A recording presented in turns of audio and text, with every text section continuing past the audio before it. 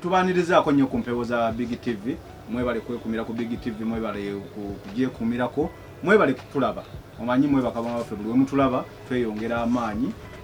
okubawa ebirungi ndi omuweerezaawo Saatu Mugirigi nga ndi nkyazizaako abatunulizi b'ensonga abatunulizi b'ebyo ebisanyusa bingi ebibadde bigenda mu maaso mu ggwanga nga tuyina abayimbi baffe ab'amaanyi ababadde basikaŋŋana omuguwa ani asinga okuba owakabi ani asinga okukuba eŋŋumi ani asinga okukuba olulaga kati kwegamba nga twagala tulabe ani tuyina abayimbi ku bo Alien Skin mumanyi ne pallaso naye mumanyi babadde n'ekivulu babadde n'ebivulu mu bitundu ebyenjawulo Alien Skin yabadde ku Freedom City nga tuyina pallaso nga ali wali erugogo Kyaddondo kati twagala tutunuulire babadde ani yasinze ekivulu ki ekyayugumiza kyabadde kitya tujja kutandika ne mwami yayanjule ku side eno amannya nga bulijjo Munigiba aye era nabaddewo obuterevu nnyo ku Freedom City nga buli mukigenda mu maaso okuva gye byatandikidde mpaka gye byasembedde katono nnyo era nga nze amannya agange yenze Ivan era nga nabeereddeyo ddala ku ludda olwo bannaffe lwe batera okuyita olw'abanyampi era nga twalondodde ensonga ezo twabadde Rugogo eyo ekyasinze okwewuunyisa abantu nti babadde tebakisuubira kubeera ku mukolo ogwo gye twabadde tuyita show ey'omukulu pallaso Uncle P omusiime sa pallaso katono nnyo kale byonna ndowooza twagala tumanye ani yasinze ani kyasinze okukwata era mu buufu obwo tugenda tandika ne saidi eno nga atubulira ebyabaddeko nkyakabere batandikidde omanyi nyina okutandika nebyatandise obulungi nkulage bulungi ensonga bwe zakoze batya abatulaba ku Big TV eno sketch nga bwogiraba eya Freedom City eno sketch nga bwogiraba eya Freedom City naye lwaki nkulaze sketch eno njagadde okunnyonnyola nti Freedom City twagenza okugiraba nga munda wano wennyini wano balekerawo gaapu y'abayimbi tuba tulina okutuuzawo abayimbi abalabi batuula emitwalo emeka abalabi ba Freedom City batuula emitwalo ndooza nga batuula emitwalo 5 anti kati nze nakoze analysis nkulage kiki ekibeera ku ki wabula emitwalo 5 gibeerawo nga batudde singa baba bayimiridde gibeera emitwalo 7.5 kakati kati abantu abo Freedom City zagenza okubeera ssaawa 11 ng'emitwalo gy'abantu 7.5 gimaze okuyimirira mu Freedom City kubanga nze nafunye ne tiketi eya VIP kanjikuleetere wano tiketi eya VIP bagimpa kuba ffe twagula tiketi ng'obudde bukola ki ng'obudde bukyali ogiraba eno njiraba nagigula ng'obudde bukyali nenkola ki n'obeera nayo neetegekera naye twatuusa ekiseera nga wetwabuukinga ebifo nga wajjula Freedom City yabadde enebweru tetuyinza kumanya bungi bw'abantu batuula bweru Freedom City nabwe ekibangirizo okiraba naye wonna wabadde wajjudde abaki abantu Freedom City yatuusa ekiseera ssaawa 11 nga ziweze netukola ki ne baggalawo naye katono nnyo wakati awo mukugira abantu Alien Skin nga teyalanze bbanga ddene kakati kyekiri mu kwewuunyisa kubanga kigambibwa mbu yalangidde oba nnaku 3 era abatunuulizi bannaffe twali tubeebuuzaako batuwadde okwogera nti Alien Skin twaddemu okutegeka abeere mu Lwera kyekifo ekijja okukulanya abantu abawerako kubanga Lwera bagenza omubalirira ng'awereramu ddala ekiteeya square mile nga 25 square mile 25 okuva Lwera gyakoma mpaka gyakola ki naye awo wonna twagenza ate singa yalanga kati bino byonna tubikugamba naye omusajja teyakola ki ekivulu kyatwewuunyisizza nnyo era twagenza okuddamu okunoonyereza ennyo nga abantu ababeera mu videos za Alien Skin bokka bwe babaddeyo mu kivulu tewabaddeyo bantu mbu bano bavudde mu maduuka gaabwe mu arcade singa yalanga baali badde bakola ki bano yategeezaako bakyaliibe n'abasindikira ku message ku WhatsApp ku gundi n'abaga ngenda kukola ki ngenda kutegekayo akantu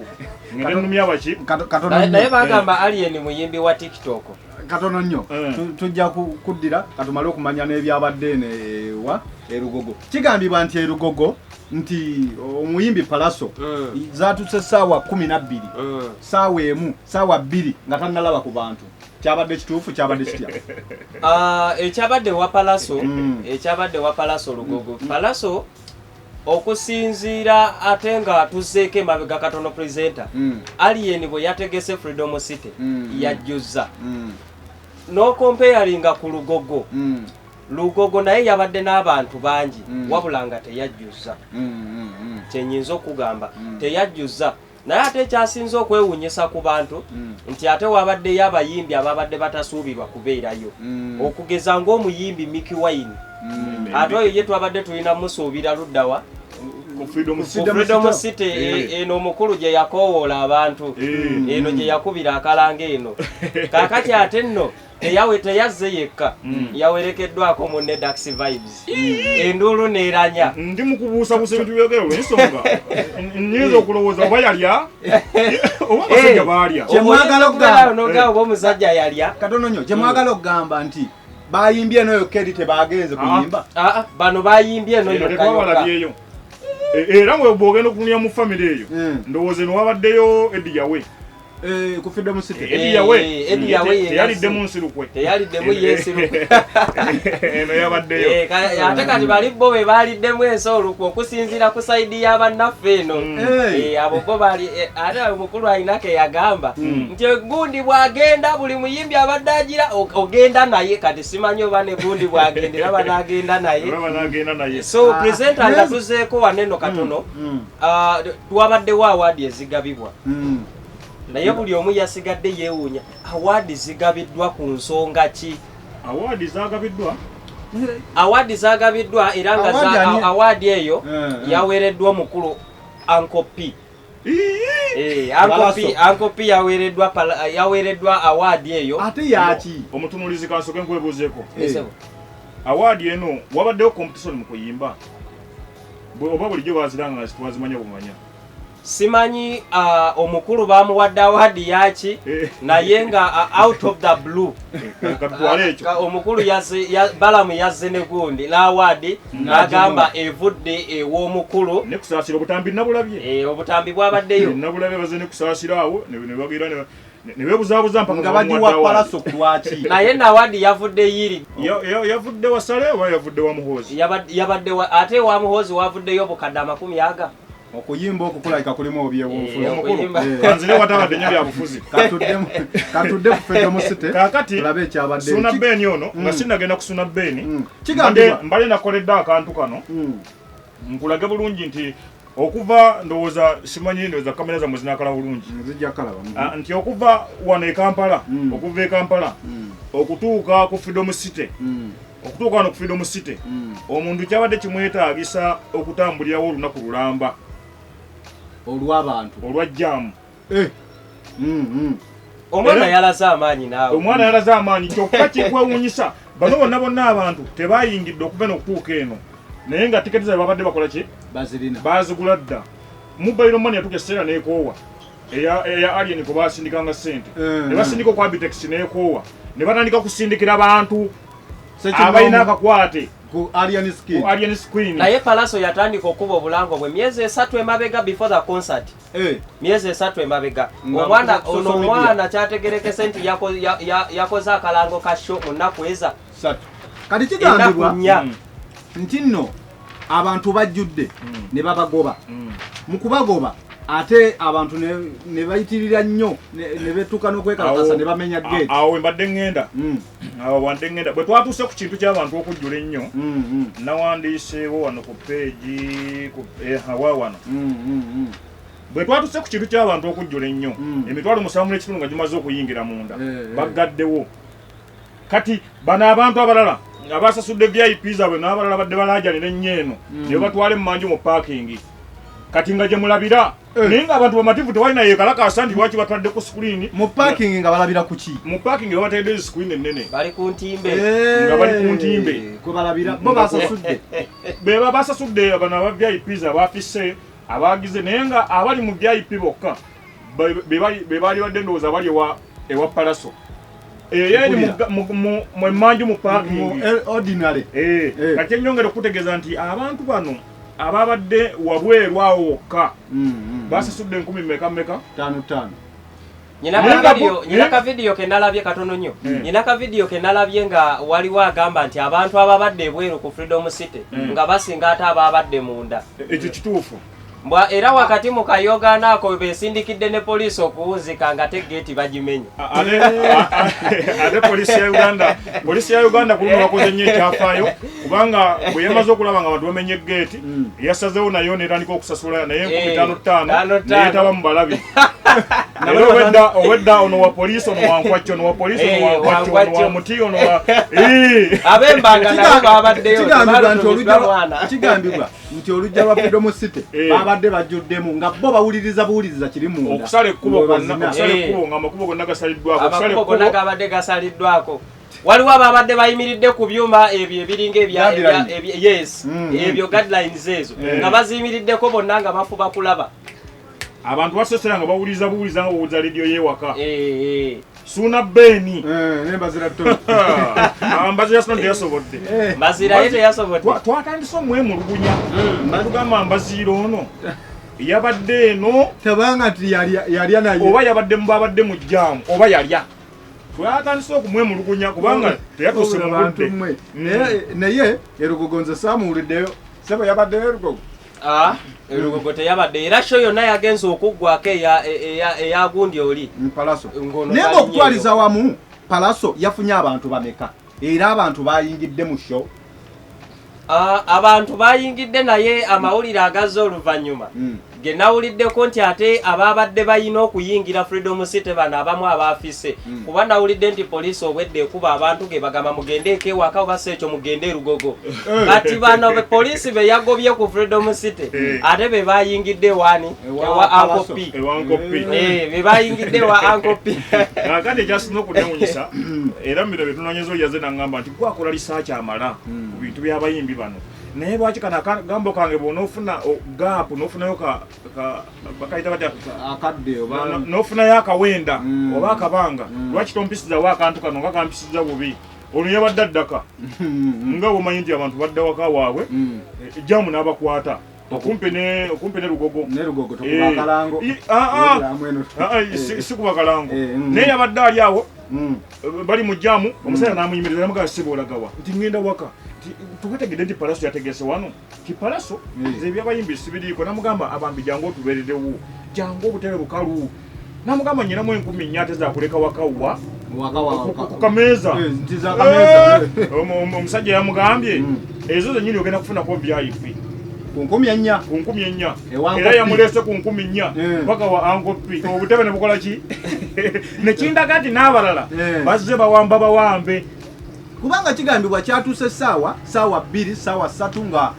abantu bakyali batini ddala naye gye kyasembeddeyo mu kutandika mu saawa babadde batono ddala ng'abantu beeyongedde okuba abangi nekyewunyisa nekigambibwa nti n'abantu baavuddewa era omukulu Abitex manya omukulu Bala mwagamba nti empalana gye yatandiseewo empalana etandiseewo egenda kuba nene tagenda kukkiriza Abitex kuddamu kuteeka kivvulu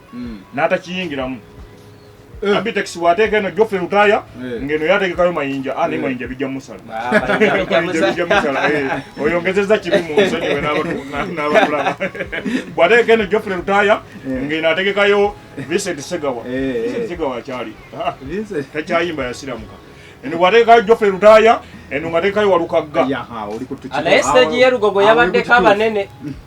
stage y'erugogo yabaddeko abanene nawuliddeko akagenda kubeerayo ng'akolaki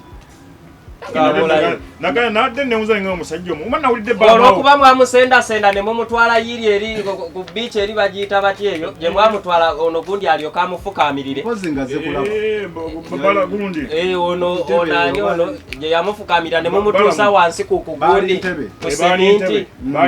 ng'alinga ali awo gundi era nabaddeko ku TV emu awo nga omanyi ffe tusitreaminga wangi ng'egye tuba tunoonyereza ebintu ebimu nendaba neŋŋamba mukulu ono kyayogereza kigenda kutyoboola Buganda ngali mugamba nti ne kabaka asimye agenda kubeera ku mukolo gwa balamu aberanga ewa pallaso agenda kubeerako agenda ngaha musajja bagenda muleeta ku mpewo ng'ate mulwadde naye yasitodde abayimbi agamba nti kigambibwa nti kabaka agenda kujja nti agenda kujja yitabe mu pallaso era n'abantu abasinga nkizudde luvannyuma era bino bye tunoonyeza nakati ndowoozezza nti n'abantu bano abasinga okujja balowooza waliyo Ssaabasajja tujja kwetondera obuganda ayi Ssaabasajja gutusinze nnyo gutusingidde eddala ekyo tekisoboka n'olwekyo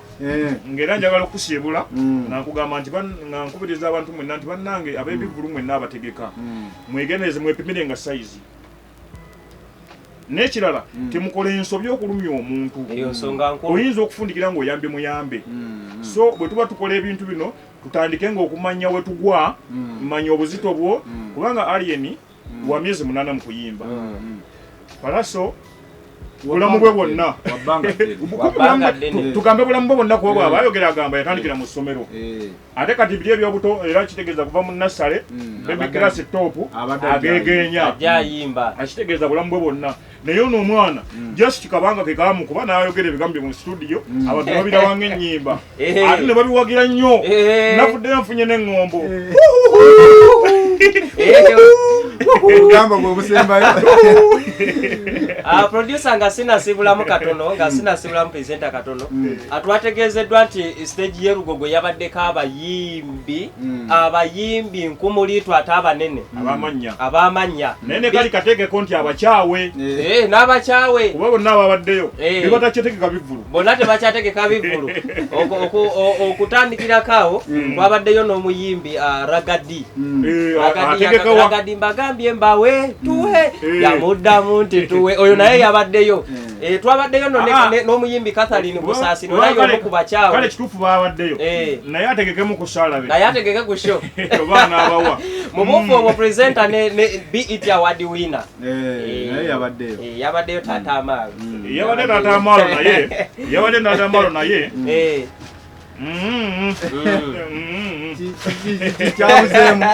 kyabuzeemuko